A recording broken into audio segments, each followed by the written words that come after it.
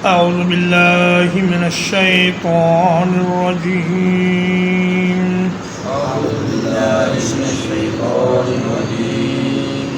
إنما النسيء زيادة في الكفر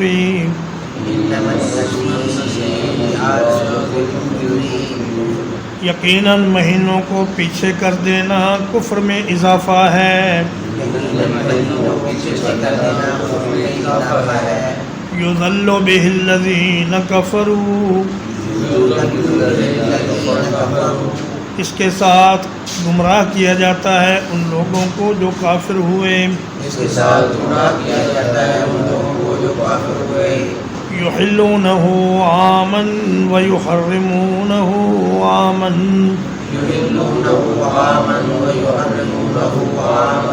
اس کو حلال کر لیتے ہیں ایک سال اور حرام کر دیتے ہیں دوسرے سال.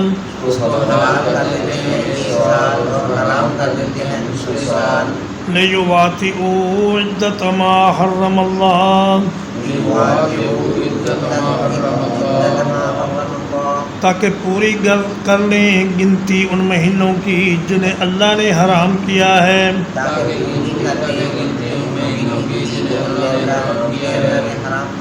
فَيُحِلُّوا مَا حَرَّمَ اللَّهُ، تاکہ وہ حلال کر لیں اس چیز کو جسے اللہ نے حرام کیا ہے. زُيِّنَ لَهُمْ سُوءُ أَعْمَالِهِمْ، مزین کر دیے گئے ہیں ان کے لیے ان کے برے اعمال.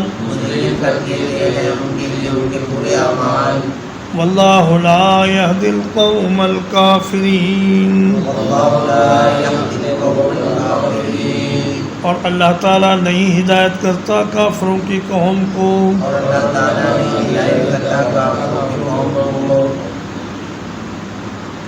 نساء کا معنی ہوتا ہے کسی چیز کو پیچھے ہٹا دینا. عرب کہتے ہیں نسأت الابل عن الحوض، میں نے اونٹوں کو حوض سے پیچھے ہٹا دیا. تو یہاں نسیء ان کا معنی یہ ہے کہ عربوں میں جنگ و جدل کی بڑی عادت تھی. مسلسل 3 مہینے تک امن کے ساتھ رہنا انہیں بڑا مشکل محسوس ہوتا. تو وہ ایسا کرتے کہ 2 مہینے تو حج کے ذوالقعدہ اور ذوالحج اس میں امن سے رہتے، لیکن محرم میں جنگ شروع کر دیتے اور کہتے کہ محرم کو حلال کر لو، اس کی جگہ سفر کے مہینے کو حرام کر دو، تاکہ وہ جنگ کر سکے محرم میں، اور اس کا بدلہ دینے کے لیے یا اس کمی کو پورا کرنے کے لیے پھر اپنی مرضی سے سفر کو یا کسی اور مہینے کو حرمت والا مہینہ قرار دے دیتے. تو اللہ نے فرمایا کہ یہ ان کی حرکت ان کے کفر میں اضافے کا باعث ہے، کیونکہ اللہ نے دین ابراہیمی میں ان 4 مہینوں کو حرمت والا قرار دیا ہے. اب کوئی آدمی اپنی مرضی سے اس میں رد و بدل نہیں کر سکتا. تو فرمایا کہ یہ کافروں کے گمراہ کرنے کا ایک طریقہ ہے کہ 1 سال محرم کے مہینے کو حلال کر لو اور اگلے سال محرم کو پھر حرمت والا مہینہ بنا دو. لیواطئوا عدۃ ما حرم اللہ، تاکہ اللہ کی جو گنتی ہے 4 مہینے کی وہ بھی پوری ہو جائے اور اپنے نفس کی خواہش پر بھی عمل ہو جائے. باغباں بھی خوش رہے، راضی رہے، صیاد بھی، شیطان کی اطاعت بھی ہو جائے اور اللہ کے حکم کی پابندی بھی ہو جائے. اس برس محرم کو حلال کر لو اور سفر کو حرام کر دو، اور اگلے سال پھر محرم کو حرام کر دو اور سفر کو حلال کر لو. تو فرمایا کہ اس قسم کی یہ حرکتیں ان کی اللہ کی حرام کی ہوئی چیز کو حلال کرنے والی بات ہے. یا ایھا الذین آمنوا اے وہ لوگو جو ایمان لائے ہو ما لکم اذا قیل لکم انفروا تمہیں کیا ہو گیا ہے کہ جب تمہیں کہا جاتا ہے نکلو فی سبیل اللہ اللہ کے راستے میں استاقلتم الی الارض تو زمین کی طرف تم بوجھل ہو جاتے ہو ارضیتم بالحیات الدنیا من الآخرہ کیا تم آخرت کے مقابلے میں دنیا کی زندگی پر راضی ہو گئے ہو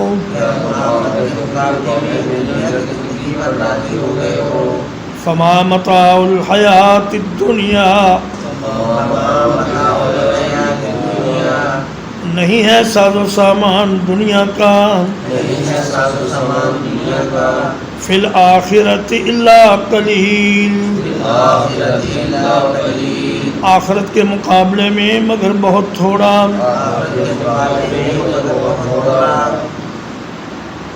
عربوں کے ساتھ جو جنگیں ہوئیں ان پر تبصرہ فرمانے کے بعد جہاد کے تفصیلی احکام بتانے کے بعد اب غزوہ تبوک کا ذکر شروع ہو رہا ہے۔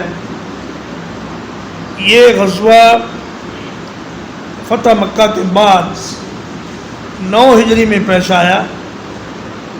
تبوک مدینہ منورہ سے شمال کی جانب 600 کلومیٹر کے فاصلے پر ایک مقام کا نام ہے اور یہ شام کی سرحد کے قریب ہے۔ اس زمانے کے شام میں یہ لبنان، بیروت اور فلسطین اور اردن کا سارا علاقہ یہ سب شامل تھے۔ تو اس پر قبیلہ غسان کی حکومت تھی اور وہ لوگ شاہ روم کے ماتحت تھے۔ تو انہوں نے سوچا غسانیوں نے کہ کیوں نہ شاہ روم کی مدد لے کر مسلمانوں پر مدینے میں جا کر حملہ کیا جائے، کیونکہ عربوں کو تو انہوں نے سب کو زیر کر لیا ہے، اب باری ہے ہماری، تو کہیں ایسا نہ ہو کہ یہ ہم پر حملہ آور ہو جائیں، تو چلیں مدینے پر حملہ کرتے ہیں۔ جو تجار حضرات شام کے ملک سے زیتون کا تیل اور سامان تجارت لے کر مدینہ منورہ آیا کرتے تھے، انہوں نے خبر دی کہ یہ جو رومی ہیں یہ جنگ کی تیاریاں کر رہے ہیں۔ عیسائی ہرقل بادشاہ جو ہے قیصر روم، وہ مسلمانوں کے خلاف جنگ کی تیاری میں مشغول ہے۔ تو نبی کریم صلی اللہ علیہ وسلم نے اعلان فرما دیا کہ بھئی یہ ایک ایسا جہاد ہے کہ اس میں کوئی پیچھے نہ رہے۔ اب بڑی سخت آزمائش ہو گئی، سخت گرمی کا موسم اور فصلیں پکی ہوئی۔ مدینے کے اکثر لوگ زراعت پیشہ لوگ تھے، اور جیسے ایک سرکاری ملازم کی جیب مہینے کے آخری دنوں میں خالی ہوتی ہے، ویسے ہی ذمہ داروں کی جیب اگلی فصل کے اختتام پر خالی ہوتی ہے اور نئی فصل پر آمدنی کی امید ہوتی ہے۔ تو بڑی آزمائش کا یہ موقع تھا، لیکن نبی کریم صلی اللہ علیہ وسلم نے فرمایا کہ کوئی آدمی پیچھے نہ رہے سوائے عذر والوں کے، سب نکلو۔ تو 30,000 کا لشکر تیار ہو گیا، اور چونکہ لمبا سفر تھا، شدید گرمی تھی، وسائل کی کمی تھی، اس لیے اس کا نام جیش العسرہ رکھا گیا۔ اور اسی موقع پر صحابہ نے بڑھ چڑھ کے عطیات دیے۔ سیدنا عثمان رضی اللہ تعالیٰ عنہ نے اس موقع پر بہت سے اونٹ اور سینکڑوں کی تعداد میں گھوڑے اور سونا، اور اسی طرح دیگر صحابہ نے بھی اپنی اپنی حیثیت کے مطابق بہت سا چندہ دیا۔ تو فرمایا کہ تمہیں کیا ہو گیا ہے کہ جب تمہیں کہا جاتا ہے کہ نکلو اللہ کے راستے میں، استاقلتم الی الارض، استاقلتم اصل میں ہے تساقلتم، تا کو جب سا میں مدغم کیا گیا تو یہ ہو گیا استا، تو فرمایا کہ تم لوگ بہت بوجھل ہو جاتے ہو زمین کی طرف اور اٹھانے سے بھی نہیں اٹھتے، اتنے بھاری ہو جاتے ہو۔ اور رضیتم بالحیات الدنیا من الآخرہ، کیا تم دنیا کے ساز و سامان پر مطمئن ہو گئے ہو اور آخرت کو چھوڑ بیٹھے ہو؟ حالانکہ نبی کریم صلی اللہ علیہ وسلم نے فرمایا کہ دنیا کی زندگی اور دنیا کا ساز و سامان آخرت کے مقابلے میں ایسے ہے جیسے سمندر میں ایک انگلی ڈبو کر نکال لی جائے تو جتنا پانی اس انگلی کے ساتھ لگتا ہے، دنیا آخرت کے مقابلے میں اس سے بھی کم ہے۔ تو فرمایا کہ آخرت ہمیشہ رہنے والی ہے اور دنیا کا سامان بالکل ہی تھوڑا ہے۔ الا تنفروا يعذبكم عذابا أليما،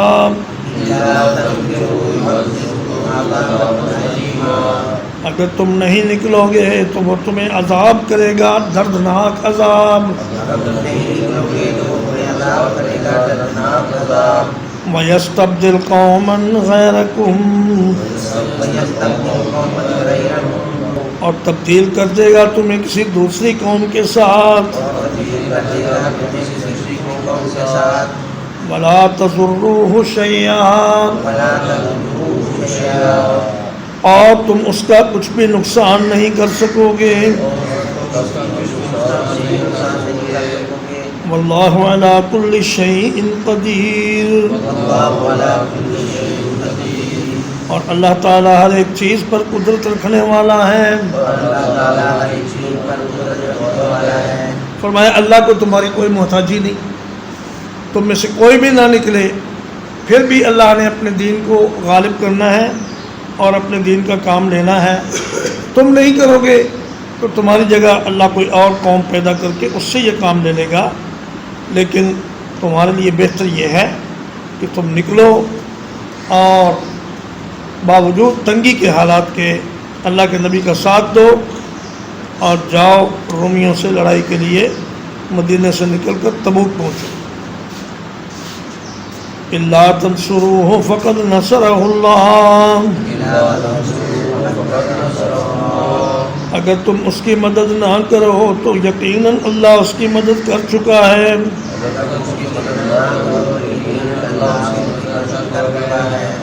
اذ اخرجہ الذین کفروا، جب اسے نکال دیا تھا ان لوگوں نے جنہوں نے کفر کیا۔ ثانی اثنین، وہ دو کا دوسرا تھا۔ اذ ہما فی الغار، جب وہ دونوں غار میں تھے۔ اذ یقول لصاحبہ، جب پیغمبر اپنے ساتھی سے کہہ رہے تھے لا تحزن ان اللہ معنا، غم نہ کر بے شک اللہ ہمارے ساتھ ہیں۔ فأنزل اللہ سکینتہ علیہ، پھر اللہ نے نازل فرمائی اپنی تسلی اس پر۔ وَأَيَّدَهُ بِجُنُودٍ لَّمْ تَرَوْهَا، اور اسے قوت بخشی ایسے لشکروں سے جنہیں تم نے نہیں دیکھا۔ وَجَعَلَ كَلِمَةَ الَّذِينَ كَفَرُوا السُّفْلَىٰ، اور کر دیا کافروں کی بات کو اس نے نیچا۔ وَكَلِمَةُ اللَّهِ هِيَ الْعُلْيَا، اور اللہ کی بات ہی سب سے اونچی ہے۔ واللہ عزیز حکیم، اور اللہ تعالیٰ غالب ہے، حکمت والا ہے۔ فرمایا تمہاری مدد کی اللہ کو ضرورت نہیں، اس سے پہلے تم میں سے کسی کی مدد کے بغیر اللہ اپنے رسول کو کفار کی چنگل سے نکال چکا ہے، اور بخیریت و عافیت اللہ کے نبی مکہ سے نکل کر مدینہ پہنچ گئے۔ آپ صدیق اکبر کو ساتھ لے کر غار ثور میں گئے۔ تفاسیر میں لکھا ہے کہ غار ثور کا دہانہ اتنا تنگ ہے کہ وہاں سے آدمی صرف لیٹ کر گزر سکتا ہے، تو اس غار میں پہلے صدیق اکبر داخل ہوئے تاکہ میں دیکھوں کہ غار میں کوئی چیز نقصان دینے والی نہ ہو۔ اس کے بعد انہوں نے نبی کریم صلی اللہ علیہ وسلم کو آواز دی کہ تشریف لے آئیے، تو آپ بھی اندر چلے گئے۔ کفار کھوج لگاتے لگاتے قدموں کے نشانوں کے اس غار تک پہنچ گئے، تو صدیق اکبر بہت پریشان ہو گئے، کہنے لگے یا رسول اللہ، اگر ان میں سے کوئی آدمی اپنے قدموں کی طرف دیکھ لے تو وہ ہمیں دیکھ سکتا ہے۔ لیکن نبی کریم صلی اللہ علیہ وسلم نے فرمایا کہ لا تحزن، ابو بکر غم نہ کرو، ان اللہ معنا، اللہ ہم دونوں کے ساتھ ہے۔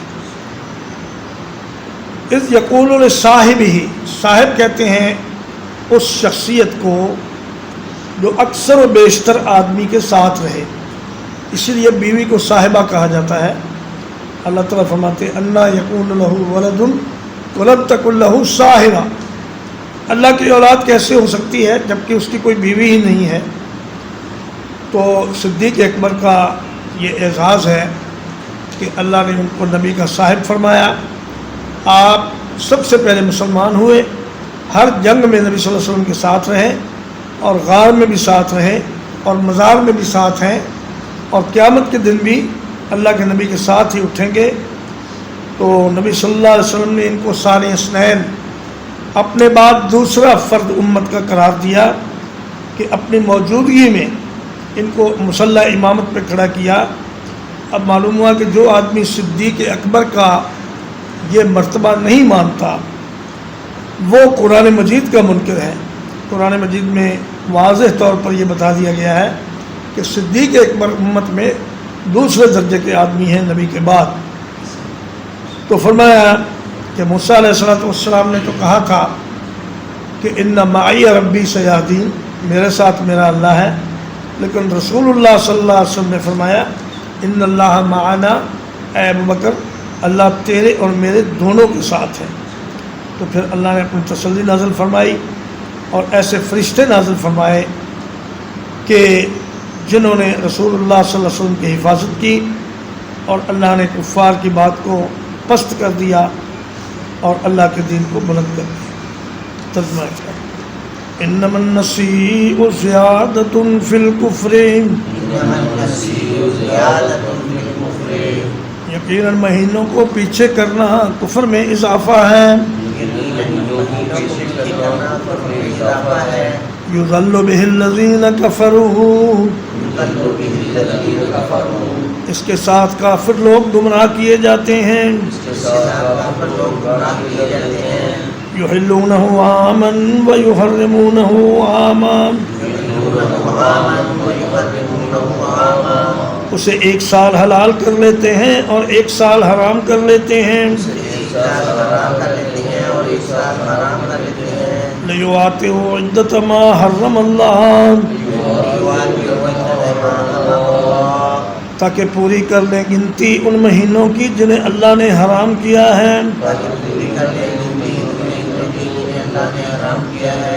فَيُحِلُّوا مَا حَرَّمَ اللَّهُ،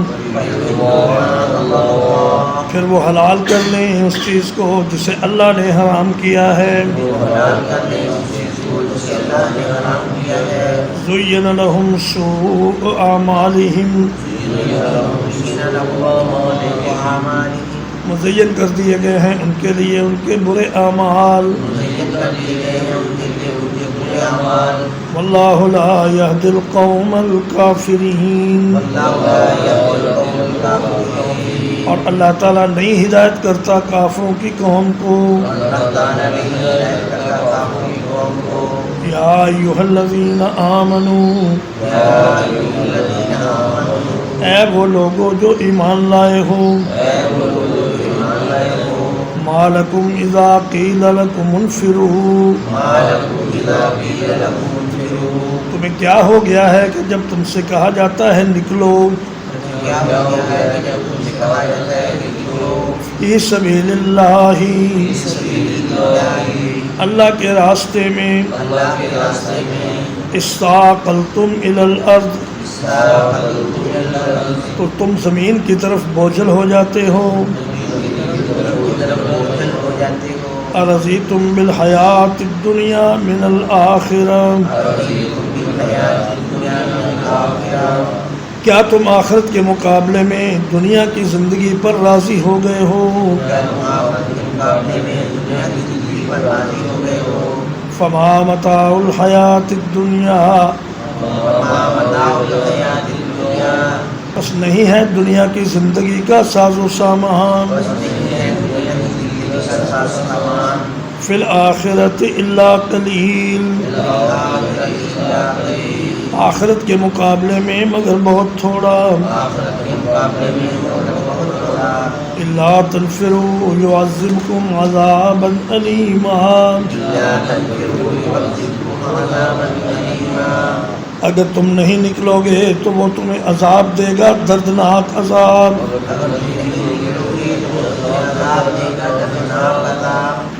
وَيَسْتَبْدِلْ قَوْمًا غَيْرَكُمْ اور تمہارے ساتھ کسی دوسری قوم کو تبدیل کر دے گا وَلَا تَضُرُّوهُ شَيْئًا اور تم اس کا کچھ نہیں بگاڑ سکو گے واللہ علی کل شیء قدیر اور اللہ تعالیٰ ہر چیز پر پوری قدرت رکھنے والا ہے الا تنصروہ اگر تم اس کی مدد نہ کرو گے فقد نصرہ اللہ تو یقیناً اللہ اس کی مدد کر چکا ہے اذ اخرجہ الذین کفروا جب نکال دیا اسے کافر لوگوں نے ثانی اثنین جب وہ دو میں دوسرا تھا ہما فی الغار جب وہ دونوں غار میں تھے اذ یقول لصاحبہ جب پیغمبر اپنے ساتھی سے کہہ رہے تھے لا تحزن ان اللہ معنا غم نہ کھا یقیناً اللہ ہم دونوں کے ساتھ ہے فأنزل اللہ سکینتہ علیہ تو پھر اللہ نے اپنی تسلی نازل کی اس پر وَأَيَّدَهُ بِجُنُودٍ لَّمْ تَرَوْهَا اور اس کو قوت دی ایسے لشکروں کے ساتھ جنہیں تم نے نہیں دیکھا وَجَعَلَ كَلِمَةَ الَّذِينَ كَفَرُوا السُّفْلَىٰ اور کر دیا کافر لوگوں کی بات کو نیچا وَكَلِمَةُ اللَّهِ هِيَ الْعُلْيَا اور اللہ کی بات ہی سب سے اونچی ہے واللہ عزیز حکیم اور اللہ تعالیٰ غالب ہے حکمت والا ہے وصلی اللہ علی نبینا محمد وآلہ وصحبہ اجمعین